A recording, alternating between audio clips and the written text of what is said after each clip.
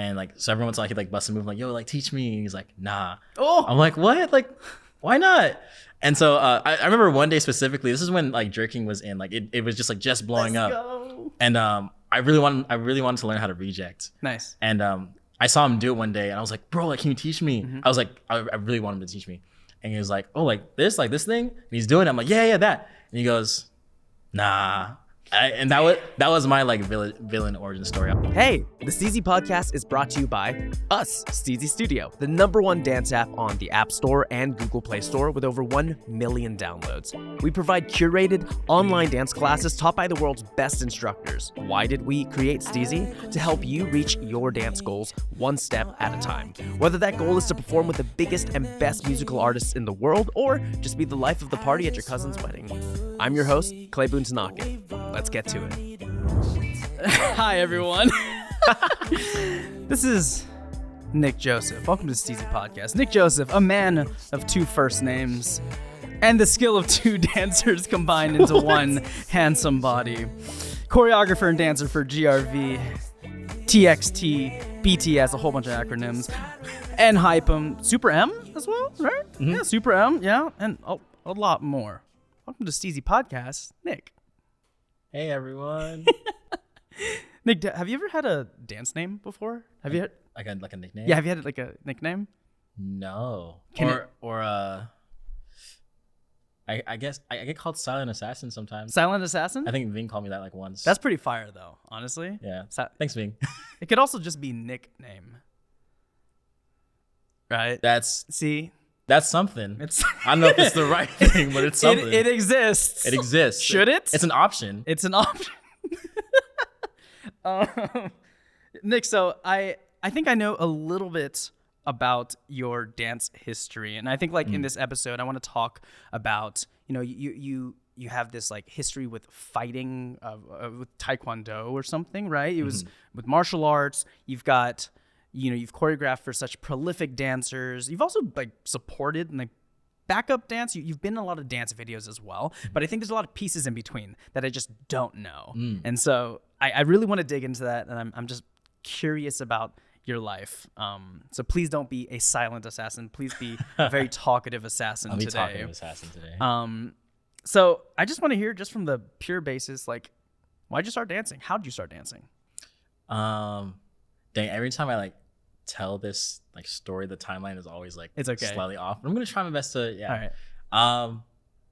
Well, I'd always been very interested in dance growing up. But yeah, primarily I was doing martial arts. In California? Yes, yeah. I'm from here, born and raised. And yeah, so I started martial arts at 4 years old, yeah. Because my dad, he's actually a master in Taekwondo. So I was able to see that and be like, dang, like I really want to do that. Yeah. Always had like an affinity for like ninjas and things like that. So I was like, yeah, I want to do this. And so yeah, up until maybe like age 7, I did martial arts very heavily. Okay. And then took a little break, came back at 10. I promise all this is gonna make sense when I'm talking about like how I started dancing. My mom and dad put me into a studio that was owned by a family friend of theirs. A dance studio? No, a Taekwondo studio. Taekwondo. Yeah, because I was getting fat. So they were like, oh, dang. I feel that. We got to put him back in something. So, yeah, so I did that. And the studio owner had a son. And so she was like, oh, I'll bring my son, like they can train together. And then me and my homie, he's not like he's like my brother now. Like we've known each other for like 10 plus years. Wow. His name's Indra. Shout out Indra. Let's go Indra.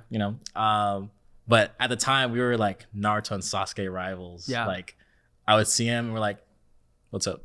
Isn't Indra isn't that a character name in Naruto? In Naruto, yeah. Isn't that like one of the like early people? Like, yeah. Whoa, that's crazy. Yeah. Okay. Yeah, he was tripping out when he's like, bro, my name's in here. I'm like, oh, lucky you. Okay. That is never gonna be a Nick in Naruto. That's fine. But yeah, so we were just kind of like rivals or whatever, and he actually danced, so he was into like popping and isolations and things like that. And like so everyone's like he like busts a move like, yo, like teach me, and he's like, nah. I'm like, what? Like, why not?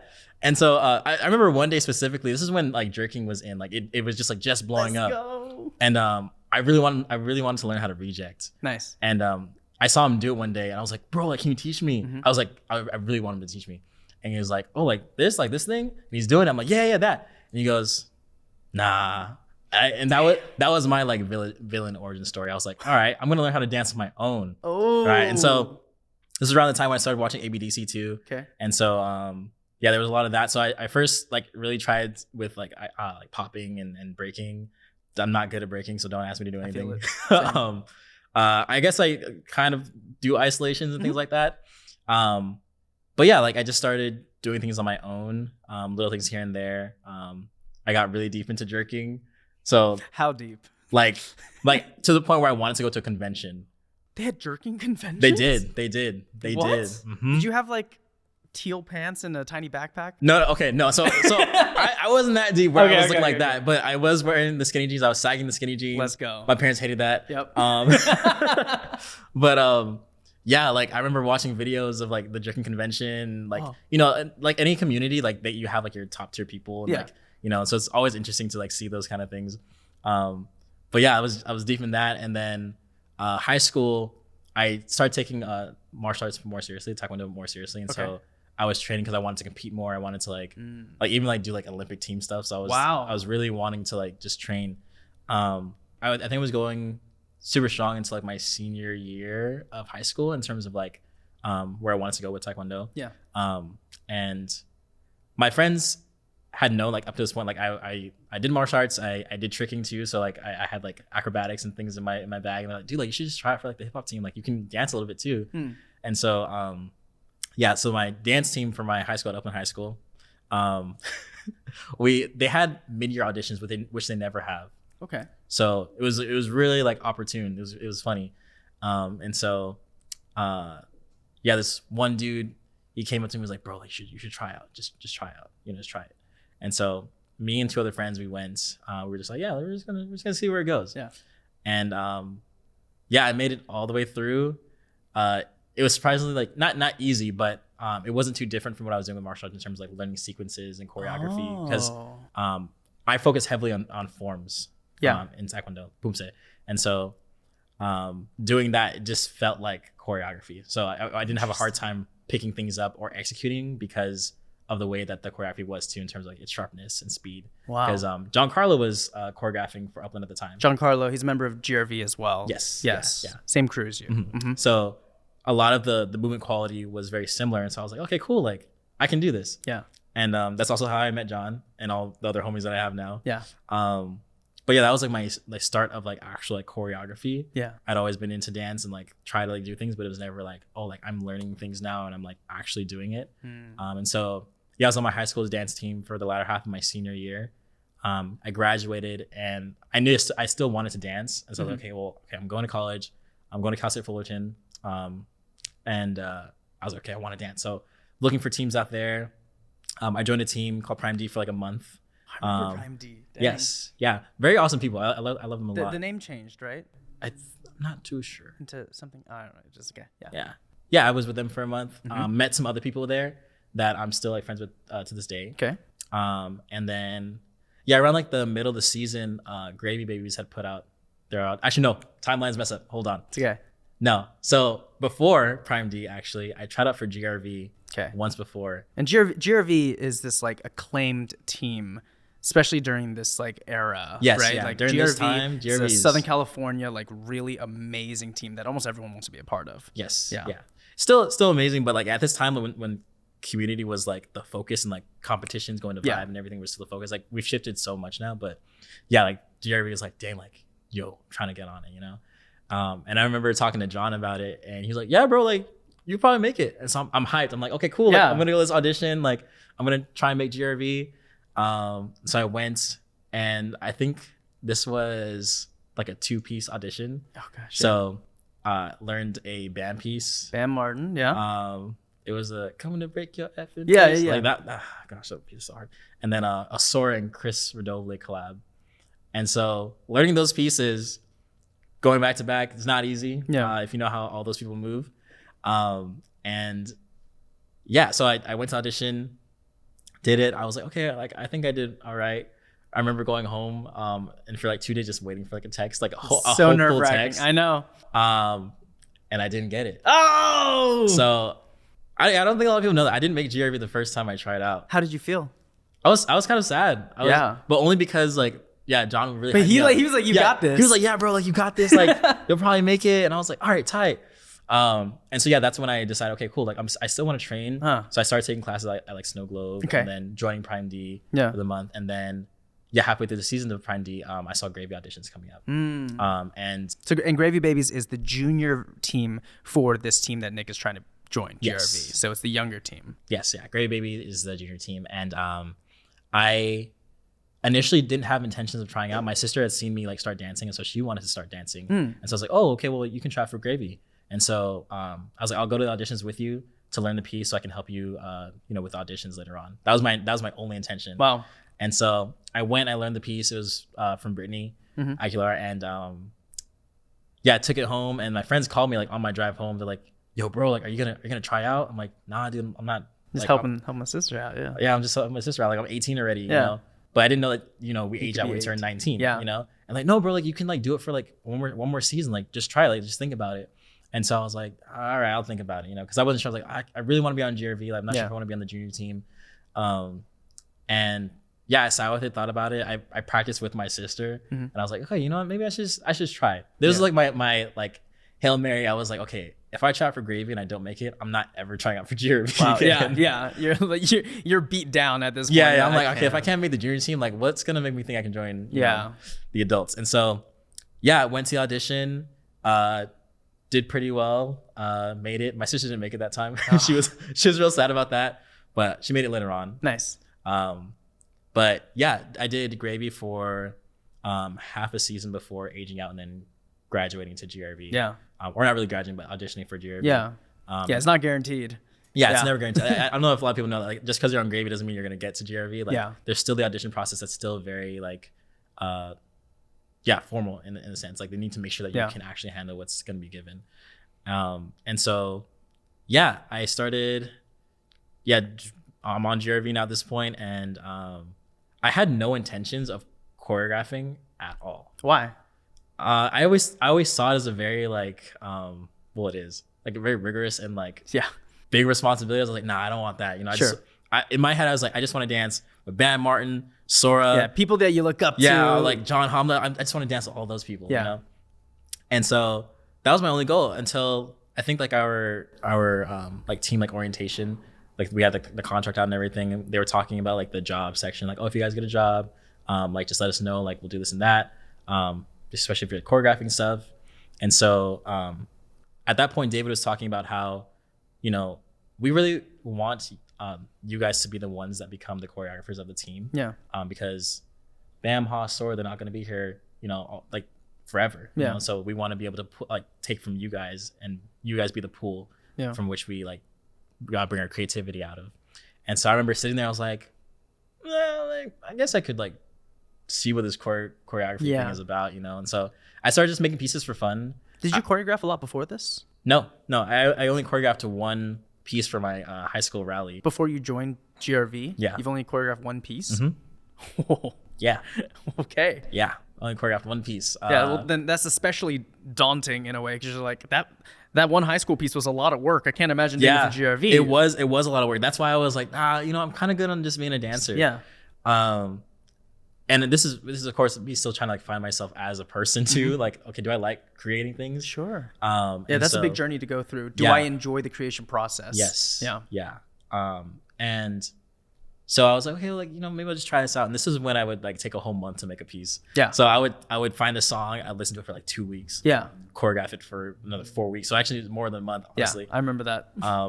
Just to make sure that I was like, okay, cool. Like I think I like this, Mm-hmm. And then I would like show it or teach it, or just real quick. And some people were like, dude, like it's good. And I was like, just like keep pushing. I did my first GRV choreo project, and people were like, dude, like, keep going. Like it's like you have like the potential. And so I'm very thankful for all those people that were. You had community that was really encouraging. That's super nice. They were super encouraging. But you had community that was really encouraging in an environment that's very intense and cutthroat in a way. Because GRV is very, it can be very militant at times, right? And I think that is what breeds so many great dancers, because the people in GRV are very kind, but all focused on this mission with a structure. So I think you got a really interesting push a lot of people don't get. Yeah. David and Marcy really created a culture that was foundation on the hard work. Sometimes tough love. Yeah. It's different now, but it did really create a sense of integrity in how we go about rehearsals or creating or just dancing. And so just the support, like the kind people mixed with that kind of like environment is very interesting. It's a very interesting mix, but it works very well. And I remember, I think like the thing I choreographed was to this Drake song. It was Galchester. I just made it to like teach Gravy for like training. We were like in a little lull in between like our season, between like competitions. And so Gravy was just training. And so Dave was like, oh, like, do you want to train Gravy? And I was like, oh, cool. Like Ty, like, surely I've been choreographing, you know, doing little things here and there. And so I made a piece. There's longer than usual. I just really like try to go in on it. And I had showcased it maybe the night before I was supposed to teach Gravy. And like all of GRV was in the room for some reason. Like it was really odd. Like we were in the small room. I don't know if you remember, but there's a big room, small room. And I'm just going over it with the people I taught. I'm like, oh, like we should go over it real quick tonight before we teach it tomorrow. Yeah. And everyone like ends up in the room. David and Marcy are there, and we're just kind of marking it. Yeah. And everyone's like, oh snap, like this is crazy. And I'm like, really? Like cool. And then like Marcy and David were like, yo, this is wild. And then Marcy goes, all right, just like that, you're a choreographer. Oh. And I'm like, wait, what? What? Huh? And I thought like you know Marcy he's a joker, you know. Yeah. So I'm like, he's kidding. He's just saying that. And so I'm just like packing myself and getting ready to go home. This is the end of rehearsal. And then David goes, no, we were serious, like we want to use that for Gravy, like, you know, so like teach us tomorrow and then we'll talk about like how we want to revamp it or like chop it down and then we'll use it for a set. And so we use that for Gravy's Watts set in 2017, I believe. The Galchester piece. Had Ryan Jose Center. And so that was like my start to choreographing for GFAM. That's crazy. Yeah. So Gravy was like the gateway. And so I did more pieces for them and I finally was able to choreograph for GRV like 2018, I believe. How many years between you choreographing your piece in high school until that Gravy piece? 3 years? 3 years in between. 3 years in between. You didn't choreograph anything in between, and then like. Well, I did choreograph things in between, but not at that level. Sure. I think I was just like making little things, just like practice creating. You know? Like, that's how you get better at creating stuff. You have to actually like intuitively practice how to like creating. But yeah, I just was like, oh, cool. Like this. I simply made it for the sake of like having fun and just trying to be different and just level up. And I think that's just a testament to like how people should probably do things, is like don't expect something, but just have a set goal and motivation, and you know things can kind of happen from it. That's what happened to me, and then I'm here. Yeah, it's pretty amazing. This is very much a lot of like, what's the word? Is it latent talent from hard work that you didn't expect to utilize? Like, I think all these different forms in Taekwondo and using those in your dancing, like you were never preparing for that. You know, I think that's the most interesting thing, that a lot of people are blessed with having a childhood, even though they put in hard work, they were blessed with a childhood that was focused on something that ended up rolling into a later skill. Yes. It's such a crazy thing. Like I definitely had that with like making videos. Like my dad worked in the film industry and I liked making like stop motion videos at home and stuff, and I'd always show him these things. But here I am, I'm director of video at Steezy. Like I didn't know that was going to be my life, you know? By the way, I had no rhythm as a kid, so I wasn't like born to be a dancer. I had to learn how to dance really hard. I didn't have any of those skills intact. Besides, I was always like a showman nonetheless. So that was definitely my like latent skills. I was not afraid to karaoke, even though I sang like trash as a kid. So I think these little things like roll into adulthood in such an interesting way. And yours, you know, you started choreographing or learning sort of like technical things when you were 4. Yeah. You know, I think that's really interesting. Yeah. I've had this conversation with a friend before where I had that same realization where I was like, I felt bad at one point because I was like, dang, like I really, for so many years of my life, I was dedicated to something else, you know, and then I took my focus off that for something else elsewhere. And I realized that it's not bad because I'm taking the things that I learned from that previous thing and I'm applying them to this. Yeah. Because everything just kind of pours into each other. Like there's an overflow of stuff that's happening. I imagine like cups being next to each other, and then one's getting full and then it's kind of just pouring into the other one. Yeah. You know, as it's like leaving. And so I I think that's one thing I still hold on to very dearly is like, okay, even if I'm not doing the same thing for the rest of my life, whatever it is I'm doing currently is going to feed into what I do next. It's something that Philip Jabib, who we also had on the podcast, in his episode, he talks about something very similar about these sort of branches that he's gone off in his life. He did like engineering, physics, I don't know, hard stuff, very smart stuff, STEM stuff I don't understand. And he was talking about how even though he's branches off into these different fields, it's not separate from him. Mm-hmm. These are all like, basically, he didn't use this analogy, but I'm using it. It's like, these are still branches that are part of the same tree. It still trickles down from the same place, and you're still pulling water. You're still pulling nutrients from that base to lead into this whole thing. So this is not leaving you, you know? And I do think that's it's a really special thing that a lot of people can take a second and look into themselves, look at their childhood, look at what they did yesterday, and see like, man, like, honestly, like maybe me, like I tried cooking the other day. Like if you tried cooking the other day and you've never done that before, those are little things that trickle into your life and they enrich your creativity in ways that you don't have to necessarily always be thinking of it, but consider yourself called out to think about it now. What are those things that you've always had? What are those shows you've always watched that inspire you now? Yeah. Yep. I do that all the time. People ask me like, what do you get your inspiration from? Like everything. Anime. That too. A lot of anime. And you went to school. You went to Cal State Fullerton, right? And you did public relations? Yes. Yeah. Communications with an emphasis in public relations. Why? Because computer science was really hard, and so did your parents want you to do computer science? Yeah, they initially wanted me to do computer science. Okay. So I was like, okay. They're like, oh, you know, you can get a really good job like out of college, lots of money. I'm like, it's all right, money, you know? Yeah. Not really knowing like what that entailed, and not really having like a deep interest in it. Because I'd always been interested in things that were creative or like movement based. I see. So I initially wanted to like go into college doing kinesiology. Oh, okay. But then my mom was quick to be like, nah, like you shouldn't do it, because she's a nurse. So she was like, all the physical therapists just do this, you know? Which is not to say that that's the only like lane to go. Like, there's so many different lanes, but she's like, that requires a lot of school. And I was fine with that, but she's like, you should do something else. And so, you know, heeding my parents' words and orders, I was like, okay, well, I guess I'll try computer science.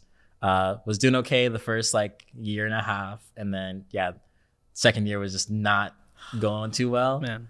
Because I just realized like, I'm not really interested in this. Like, I'm doing this because my parents told me I should do this, you know? Yeah. And that's just because like, of course, they're looking out for me and they want the best. And so, but I remember having the conversation with them, like saying, hey, like I want to change my major. And they're like, why? Like, really hard conversation. I can only imagine. And I remember having options. Like once again, knowing that I'm into creativity, I wanted to do graphic design. I thought about doing, I thought about going back to kinesiology. Okay. And then anything kind of business or communications. I had taken like a human communication class prior to this conversation with my parents. And I did really well. And I was like, okay, cool. Maybe I should just really hone in on communications, because it's still very viable as a career. Yeah. It's a very broad career. It applies to so much. Always got to communicate. Yeah. And so, I made the decision to go into communications with emphasis in PR, just because I think every other emphasis was fine, but it was a little too niche for me, per se. And I think public relations was very, still kind of broad, where I could like go anywhere and do anything, because it encompassed advertising, or I can even do public relations in film and things like that. And so has public relations trickled into your dance career in some way? I think just in terms of like how I connect with people, like on on a social media platform, or if it's communicating things to an audience via like emails, or not an audience, but like people that want to do work with me. Like there's a degree of professionalism that I don't think I would have if I did not do things with public relations like in school, or even just like observing culture and things that happen. Like, dang, they should probably do this. Like I kind of already have like a framework and a mindset and like how to go about certain situations if that was to ever happen. Like you mean there's a cultural difference, you're saying? Sorry. No, like say for example, like I see something. Okay, we'll take the pandemic for example. Okay. Like when multiple teams were being like called out for things. Yes. I remember like being able to like. This is during like 2020. What were people getting called out for during this time? Like sexual assault or like cultural appropriation. Yeah. There was a big movement there's a Me Too movement. There was BLM call to action. Yes, lots of call to action in the Southern California dance team scene and beyond. Yes. Okay. Yeah. Yes. And because it was so just abundant in all spaces. Yeah. GRV was also, you know, a place where some things happened, or not necessarily where things happened, but some people that were associated with GRV were doing things. And so, being able to like talk to our directors and say, okay, this is what we should do in order to combat this in terms of like crisis communications. Like that's a class I took that I was able to like employ. I was like, okay, cool. Like this kind of like works. Even if it's like, what's odd is that it doesn't feel like I'm using my degree, but it's just like, hey, like we should probably do this to make sure that we make amends or we make sure things are right or correct. Yeah. Because we're going for restoration here. And so, situations like that where it's helped in that regard. And then, just the professionalism of like how I handle talking to people or going about business with people. And so, dang. I'm really curious about how, moving into sort of a different subject, you were able to grow as a dancer. Like it seems fairly exponential, right? And perhaps that's all from the outside, all the way to a point where you're not only choreographing for one of the best teams in the world, dance crews in the world, GRV, but also booking gigs, right? What was one of your first gigs you booked as a dancer? It was a international China trip. A China trip. Okay. I was just teaching kids though, but this was provided to me through David because we had David's the director of GRV. David Lim. Yes, David Lim.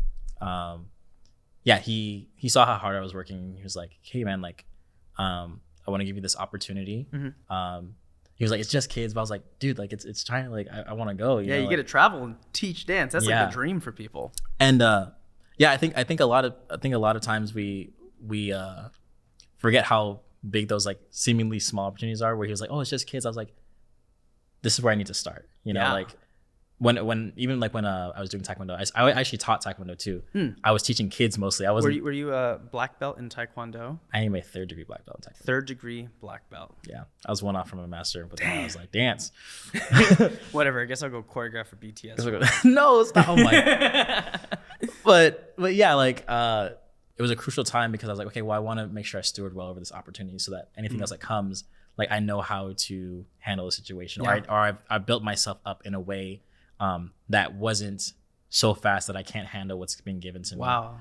Because I think that's the kind of day and age we live in where we want everything very instantly, instant gratification, and so. And that's what I wanted to. I was like, dang, like, I want to go teach camps. I want to go teach all these things, And I look back now and I see I like look at myself at that time, like, dude, I wasn't ready. I'm really glad that, I started off with even just like teaching free classes. Cal absolutely. Poly, or this being like my first like paid big gig. Just kids. Like, cool. I know how to like make beginner choreography and teach little ones, hold their focus, because that's gonna help me hold people's focuses in a class of however many people. That's a really particular skill that I think a lot of people don't focus on, that you just called out. It's so important. The ability to hold focus is this like really crazy thing. And the best way to do it is literally working with the least focused people in the world. Kids. Children. That is a great skill builder. I love that you called that out. That's very cool.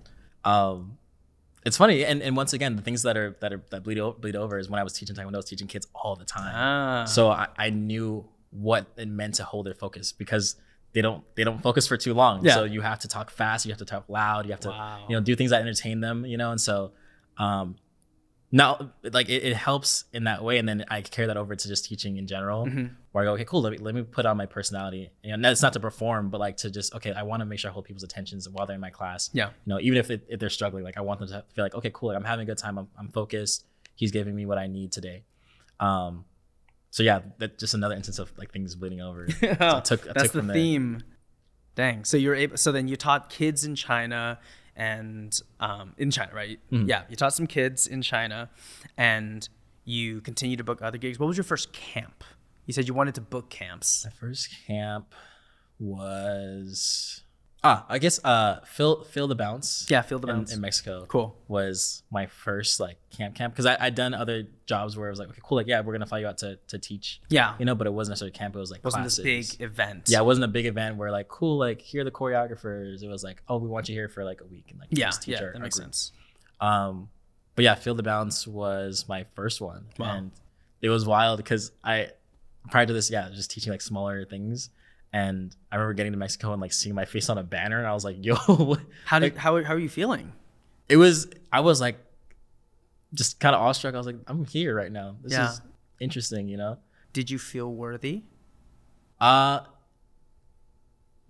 enough, like not really, you know. Like, I know we'll probably like touch on it later, but like, imposter syndrome hit hard that day, and I was like, "Dang, like, why is my face on a banner? This is weird." Yeah. You know? Or like, I was teaching with other people that had been in the game like longer, and I was like, I feel weird, you know, like I'm the new guy, you know, but and like I know I have a skill set and I know I have talent, but at the same time, like I feel like I should have gotten here later, you know. Sure. Or I think that's been a big thing with me is like I've learned that a lot of the opportunities that I want are coming sooner than I expect. Wow.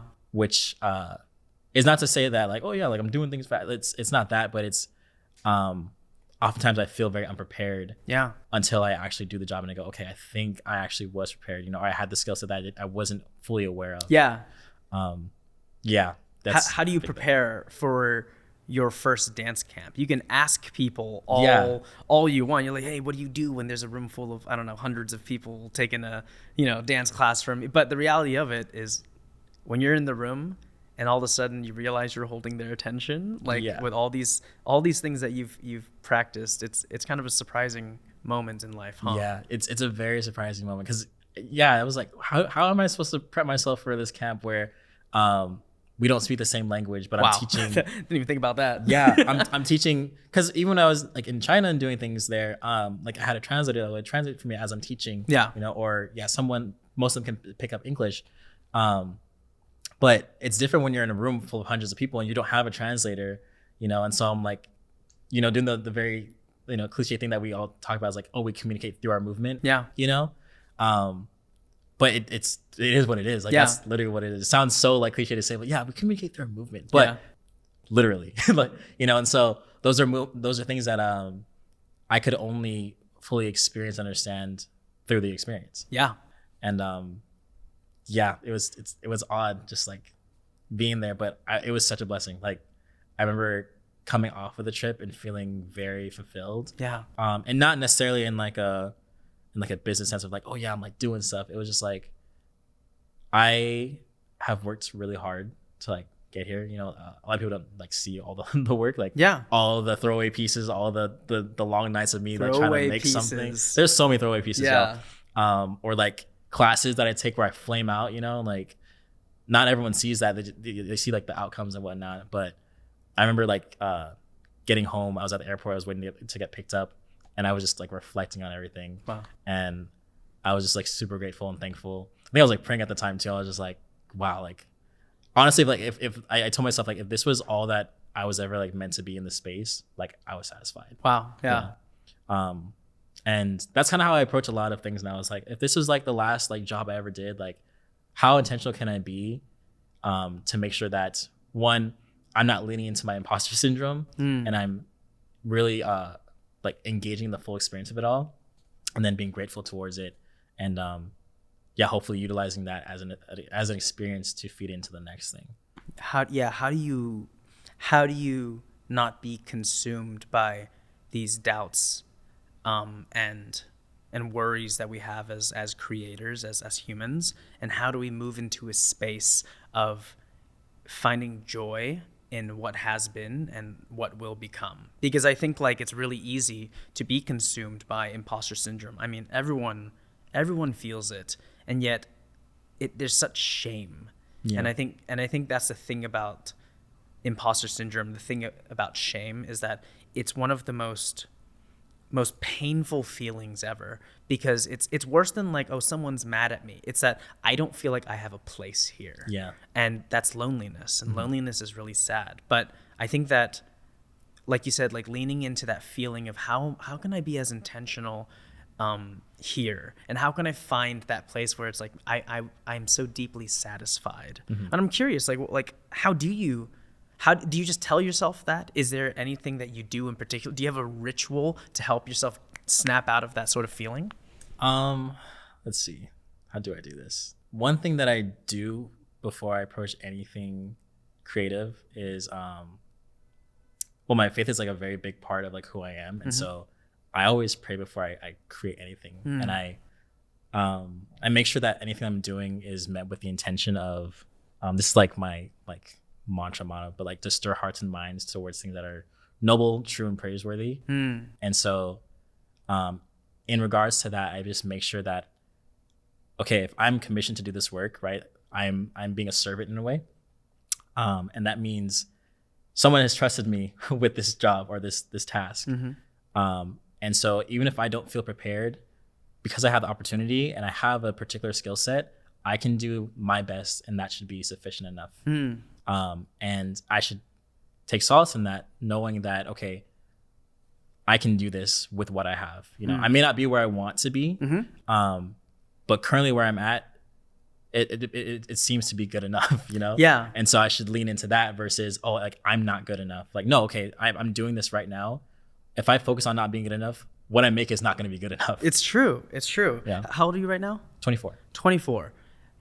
How like sad and discounting is it to say that what I'm about to do right now, I'm not enough. I don't have 24 years of life and all of this hard work that you as an individual has put in, and to be able to discount that in a moment of shame, in a moment of self-doubt, to say like a singular moment, a singular moment when your whole life was not a singular moment.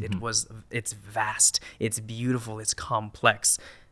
You are worthy, right? Like people that are wanting to create, you are worthy of that moment, because it is a drop in the bucket with all of the things that you've ever done in life. And I love that angle of it. Is like you have plenty. You are plenty. Yes. Right? And what you're about to create is exactly what you should create right now. Yes. And I don't know, I love that. No, yeah. I've learned that. And it's I think when you lean into that, all the things that you produce, one are very much, they're more genuine because you're not trying to be something that you're not. Like you're literally just being yourself. You're doing, because people are asking for you to do, like if you're creating something, if you're commissioned to create something, they're asking for you for a specific reason. Yes. Or if you're just creating something because you want to, like you should just lean into saying, okay, this is who I am. I'm not going to try and be someone else based on anyone else's perception of what I should be.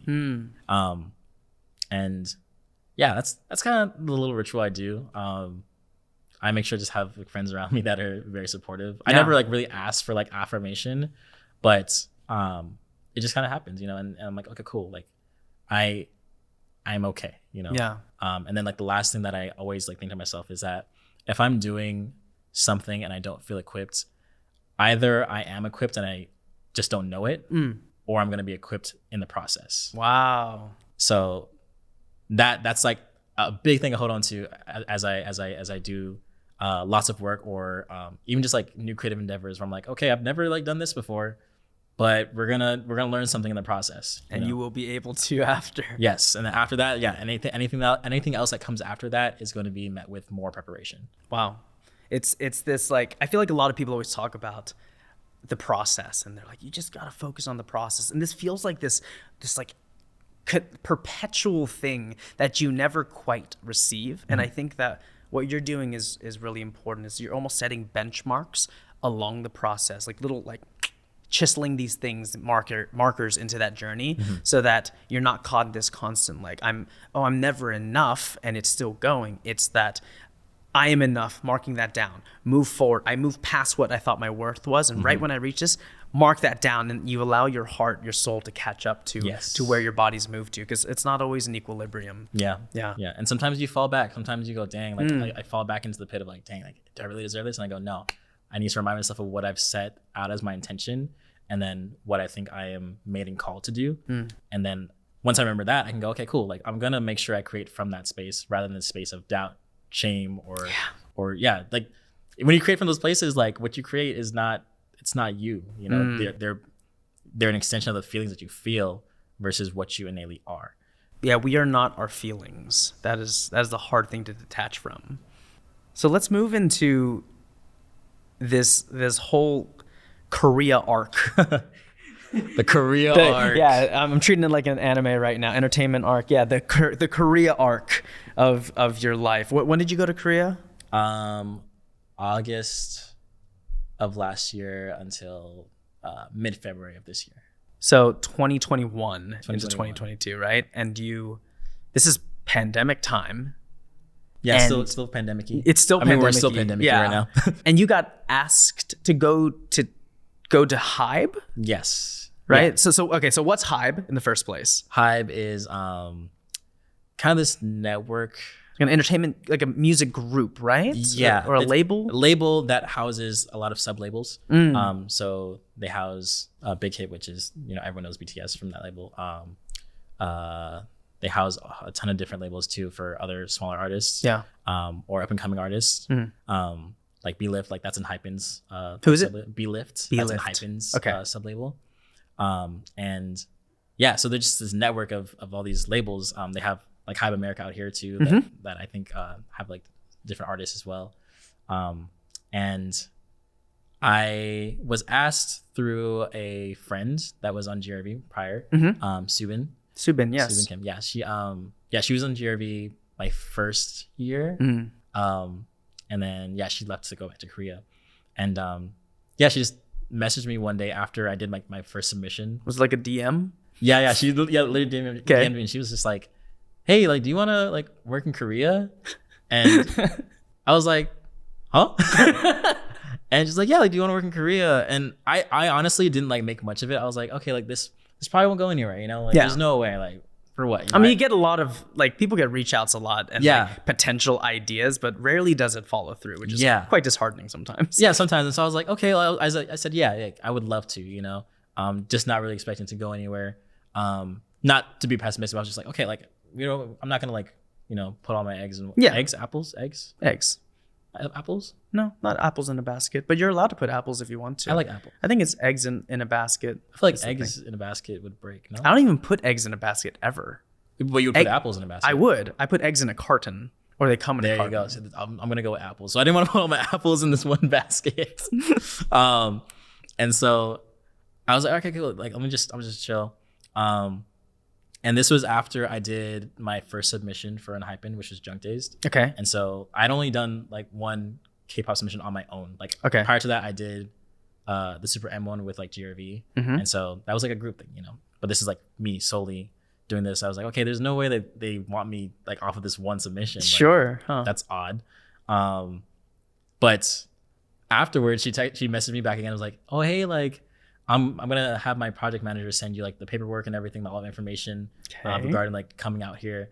And I was like, wait a minute, it's getting real? Yeah, I was like, it's getting real. Like, she's like, yeah, and I was like, just out of curiosity, why do you guys want me there? Yeah. And she was like, oh, like we watched your submission for Enhypen and it was really good, and like we want you to come out here and choreograph with us for a time. And I was like, dang, like. Off that one? Just Drunk Days? Yeah, but I was like, are you sure? Like, I didn't say it, but in my head, I was like, are you guys sure? Drunk Days is fire though, so. Thank you. I tried. It was not just me collectively. It was many other people, but it was just a really interesting experience. And so send me all the information, and to be honest, like initially I was not gonna go. Oh, why not? So in the beginning of the year, I had like set time away to like figure out my intentions for the year. And that was, for me at the time, was to just create beautiful art. Like that was like the phrase in my head. And to work with like people that were here at home. Sure. And so like that's what I was gonna do. I was like, okay, I think that's like what my purpose is for this year. And this opportunity felt very adjacent to that, where it was like tangent to that basically. And so I was like, okay, I don't know if this is like what I should do. I was like, maybe like someone else is better suited for this job. Once again, the imposter syndrome is setting in. Yeah. And so I'm thinking, okay, someone else should probably do this. And so I just told him, like, okay, I'm gonna sit on the idea. I'm gonna like talk to some people because no one has ever done this either before. I talked to Anthony Lee, I talked to Ving, and they're like, yeah, like, no one's done this. Like, I don't really have like a framework for you, but they were able to give me insight on like how I should approach the opportunity if I decided to take it. And I remember talking to Ving. Ving was a really big help in it too, because I expressed to him like me being at home. I was like, okay, I feel like I have a lot of responsibilities here, like literally at home, like home life, and then like here with my community. And so I was like, I feel kind of bad if I just leave for 6 months. Yeah. And then I told him like in terms of like my intentions for this year, because I took time away to like really figure that out. He was like, no, I think you can like do both. Like, who's to say that you working in Korea is going to take away from your desire to create beautiful art or to do purposeful things, or to work with the community, because he's like, we're still going to be here like when you get back, It's true. And he really helped me process things. And shout out Ving and David too. David was helping me. He was like, I don't have a framework for this, but this is what you should do. Like, I think it's a really awesome opportunity. No one's done it before. And they all affirmed me in my abilities to do this, which is something I think a lot of people need, is like a community of people to tell you, like, you need affirmations, man. Yeah. Like not on some like, you need people to tell you that you're awesome all the time, but people that are genuinely letting you know like what your skill set is or what your qualities are. Yeah. Very important. Well, it's like we said about emotions, like it's easy to fall into those emotions. Yes. And sometimes our most authentic self gets lost in these, because these emotions they pour who we really are out of us sometimes. Yes. And we need people to ground us. And so you have community, and even props to you for leaning into your community and asking them, because not a lot of people can do that. It's a really tough thing, because you already feel like an imposter. Yep. You start bringing up to, Ving and David, some of the best dancers that we know, right? But they're good people, and a lot of people want to love on you as long as you've been, an authentic person generally. Like they know who you are. And so like props to you for even reaching out to people to help ground you. Yeah. It was kind of scary, because I was like, all right, y'all, like this is the opportunity. I don't really know what I'm doing with it. Like expressing that the unknown, and just be like, I don't really know what to do. It's often scary. Yeah, absolutely. Mainly too, because I handle a lot of like the things that I like go through or think through on my own. So this is also new for me, like to be able to say, oh, what, I have people I can actually talk to about this. Let me go and ask them. So yeah, they all helped me like figure it out, and I was like, okay, cool. And then my family were also like, okay, well, no one in our family has ever gotten an opportunity like this to like go to Korea for 6 months and do this, or even travel like extensively, because we travel here and there, but we don't like do it like that. And so like, no, like you should do it. Like it's an experience. That's great. And so I said yes to it. And then flew out in August and was there for 6 months working with some big artists. What was the, you don't tell me the contract, but what was the sort of like scope of work that was asked of you originally? Like what did you know you were going to do? Choreographing for like the end of the year award shows. Okay. Possibly new like album songs and things like that. And training the members, maybe even training like trainees and things like that, depending on like schedules. So all that was put in the contract, and it's pretty clear and concise. Like, did you do all those things? I did. Yeah. Wow. I did more of one thing than other things sometimes. Sure. But one thing that's based on schedule, like, and the idols like have really, really packed schedules. So yeah, I know. There was only like maybe a few times I was actually able to like train them versus like, okay, this is for your award show, where I would still like see them and give them choreography, but it wasn't to train them in a way. And so that was like one thing I wish I did more of, was just like actually get into like class mode with them. Yeah, that's a very rewarding experience. Yeah. Like you actually get to connect with a person through that rather than handing off a piece. Yeah. But I'm sure you had some experiences, especially through teaching routines, that you did get to connect a little bit more with some of the dancers. Right? Yeah, it's really funny because it's just like a really cool learning experience with them, because they would teach me like the language. Moves. You didn't know Korean before, did you? I knew like a little bit because of Taekwondo. Because of Taekwondo, makes sense. Okay, but not enough to like walk around and like understand things. Sure. So yeah, my comprehension like grew a lot while I was there. I was like, cool, like I can kind of understand some stuff. I I know a lot of people have questions about that. I don't speak Korean. I can say a few words here and there. I think I have pretty good pronunciation. But that's something I'm actually doing. I'm learning Korean. Nice. Learning it. How are you learning it? I just have like a little workbook. Nice. Still level 1. You know, taking my time. Better than me. I'm not Korean. I don't have a reason really. I just don't speak it. 괜찮아. That means it's okay. But like, yeah, it was cool being able to exchange in that way and get close. I mentioned before in like a previous video, like Yeonjun was like one of the main idols that like picked up my choreography a lot from TXT. Yeah, you mentioned that in the 3 Choreographers 1 Song episode, right? Yes. Is that it? Yeah. Right here. Right here. No, I'm just kidding. At the video here. But yeah, like I was able to like have 2 lessons with him and like learn about his like dance history and like what he's doing. Like we finished our lesson. I was like, oh, like what are you gonna do right now? I was like, I gotta go home and like write this song. I'm like, is that hard? Like, does it take long? He's like, yeah, like it takes a while. Like actually like getting able to like, converse with him. Yeah. His English is actually really good too. Okay. I don't know if people know that, but it's really good. Yeah. He's like, no, it's not good. I'm like, we're having a conversation right now. It's so good. Yeah, so I think the biggest thing too that was also awesome was like everyone was really nice there. Like I think that was my words, like, wow, what if like these artists are mean, you know? Yeah. Or, like they don't like me, you know, or yeah, just in general. It's a valid fear to have. They're dealing with superstars or future superstars. Yeah, but literally everyone is super grounded. Oh. Like I had so much fun with every one of them. No one was mean or upsetting or anything like that. It was a really good experience and time with them. That's so good. That's so good. What do you think coming back to America after the Korea experience? Like what inside you has changed, or what are things you're looking forward to? I think I have a higher degree of confidence in my skill set. Because once again, before I went out there, I was like, am I even fit for this job? Like, what am I gonna do? Like, I've been in many like K-pop submissions, or I've seen like K-pop like award shows. I'm like, dang, like can I help with this? Like, can I do that? But yeah, I went there and learned that I was like almost over prepared. That's good.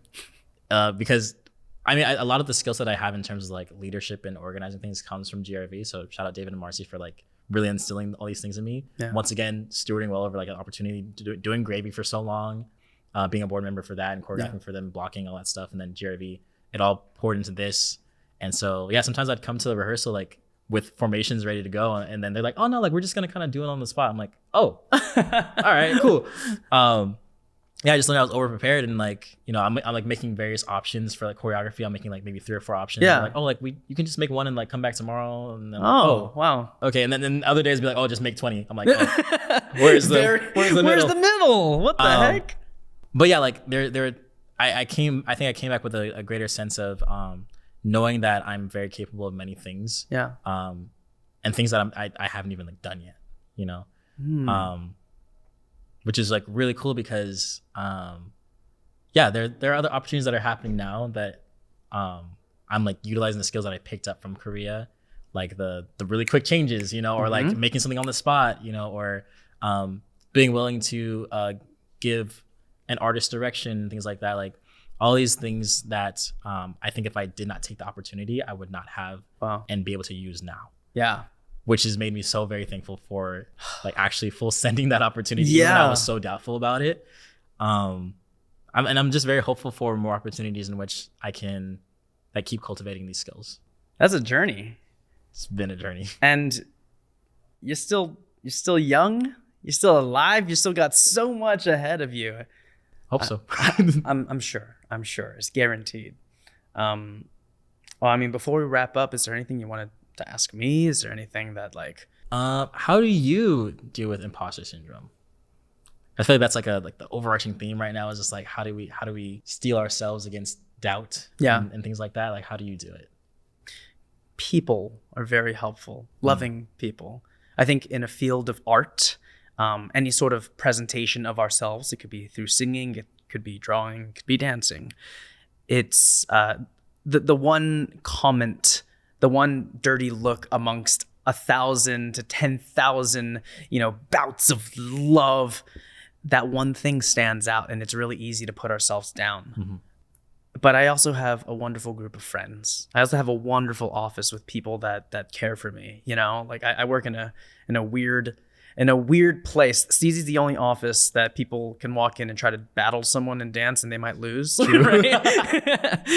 But it's a very wonderful environment, and I can be my most authentic self around them. And when I don't feel myself, which can be very often, I have people who remind me. You know, and it's like you said, it's not like they're just hyping me up. They're reminding me of who I am. And I think there's a really big difference. Yeah. It isn't a shallow outpouring of compliments, right? I think people are the most important thing. A lot of times I don't think I have the strength in myself to do it, to fight my imposter syndrome. Like, I mean, it wasn't until a few months ago that I realized that I kind of have a YouTube channel with almost 1 million subscribers. Like, because it's Steezy's YouTube channel, but I forget that I'm all over it. Yeah. You know? Literally all over it. Yeah, literally, right? I'm always like, I need a new skincare routine. I'm the face of Steezy. Yeah, but like, it's one of those things like, wow, that's crazy. That's because I didn't expect that. Yep. I'm just a kid who like, I love talking to people and I love learning about dance. Physically, I'm not as strong of a dancer as most of the people that I get to sit with and I get to work with. And I'm not discounting my skill. I always say I'm a very honest person about myself, right? And I'm like, no, I know that I'm a good dancer and I can do a lot of things. I know I have great performance and such, right? But like I'm a little like I have a little bit more weight than I had before too, and I realized, oh, I've slowed down. A lot of movements I used to be able to do, I can't do anymore. Am I still a good dancer? Do I have the right to talk on a scale and platform that Steezy has to all these people around the world that are, you know, many of you guys are actually way better dancers than me, and you probably don't even know that about yourself. Same, better. Yeah, it's one of those things, but like, it's a blessing because I realized, you know what? It's not about like, am I meant to be here? Am I deserving of this? It's exactly what you said. Like, man, I feel really blessed that I get to be here. And I get to share time with people I've always looked up to, you know, and newer generations as well that are going to way surpass what anything that I'm doing right now. And it's thrilling. It's such a joy. And I'm just learning to experience and enjoy what I have right now, because deserving or not, I don't think it's something that I should have to determine for myself. I think all I need to do is claim the moment, be my most authentic self in it, and whatever happens after is not up to me, and that should be completely okay. Yeah. So nice. I resonate. Yeah. Thanks for the answer, dude. Thanks for asking it. Yeah. Yeah. I like talking to you because we're like similar mentalities. Yeah.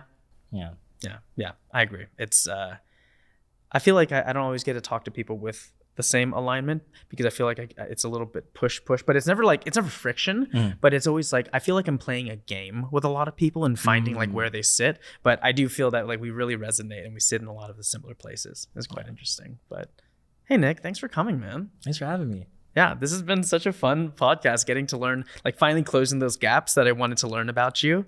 And I hope everyone at home also got to understand a little bit more about like the journey that a creator of any kind has to take, and those hurdles that we have to get over in order to actually feel as good as we actually are, which is such a weird thing that we have to do. But it's been a pleasure, Nick.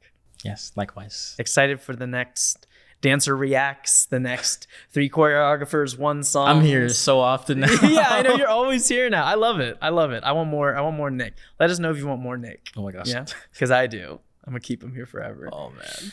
Nick, anything that you're looking forward to right now? I want you to tell them. Is there anything that you have like planned, projects you're working on, something you're excited for? I'm just excited to like do some more personal projects. I feel like I've been working a whole lot, like for people or under people. And so, yeah, I have some new things on the way. Ooh, sneaky. Can't give you a timetable, but just know they're on the way. It's gonna happen. It's gonna happen. All right. Well, we'll see you in the next one, Nick. See you in the YouTube videos. Yes. Bye, y'all. Bye, everyone. Thanks again for tuning in. Again, this podcast was brought to you by us, Steezy Studio. Be sure to get your dance on today, too. So if you want to get some exercise in, take a Steezy sweat class. If you want to just vibe out and feel good, you definitely need to check out a good groove along. Or if you're up for the challenge, it's time to finally start one of those advanced classes you've been eyeballing. We'll see you in class. This podcast was produced and edited by Josh Jang, and the theme music for the podcast is Tempo by Neiman.